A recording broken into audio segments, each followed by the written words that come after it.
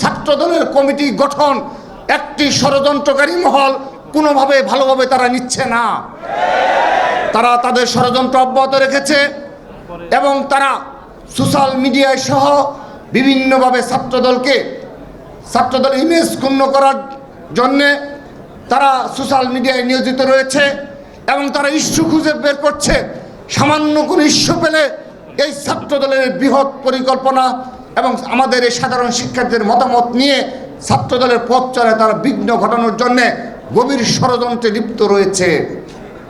সংগ্রামী উপস্থিতি, তারই ধারাবাহিকতায় গতকাল খুলনা বিজ্ঞান ও প্রযুক্তি বিশ্ববিদ্যালয় কুয়েটে যে অনাকাঙ্ক্ষিত ঘটনা ঘটেছে সেই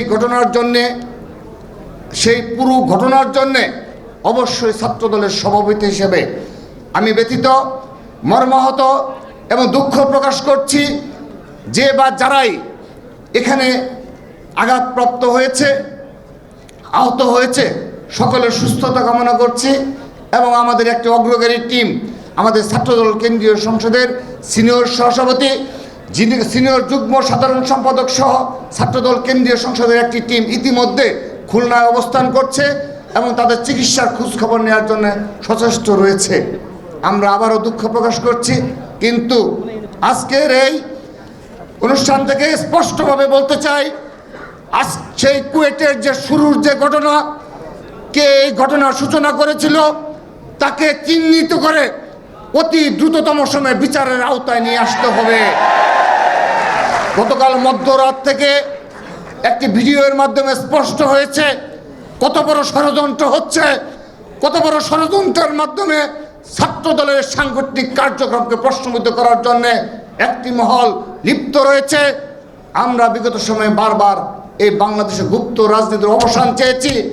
ঢাকা বিশ্ববিদ্যালয়ে প্রশাসনের সাথে যতবার ছাত্রদলের মিটিং হয়েছে ততবারই ছাত্রদল গুপ্ত রাজনীতির বিরুদ্ধে বারবার অবস্থান ব্যক্ত করেছে। আমরা বারবার আমাদের সকল সমাবেশে, সকল মাধ্যমে, আমরা সোশ্যাল মিডিয়াতেও আমরা বারবার এই গুপ্ত রাজনীতির অবসান চেয়েছি। বাংলাদেশে কোনো আন্ডারগ্রাউন্ড ছাত্র রাজনীতি থাকা চলবে না, আমরা এটি বারবার নিশ্চিত করেছি, দাবি করেছি। কিন্তু যারা আন্ডারগ্রাউন্ডে বেড়ে ওঠা, যাদের রাজনীতি হলো আন্ডারগ্রাউন্ড এবং গোপনে এবং ষড়যন্ত্রমূলক রাজনীতি, তারা আন্ডারগ্রাউন্ড রাজনীতি থেকে এখনো বের হতে পারছে না।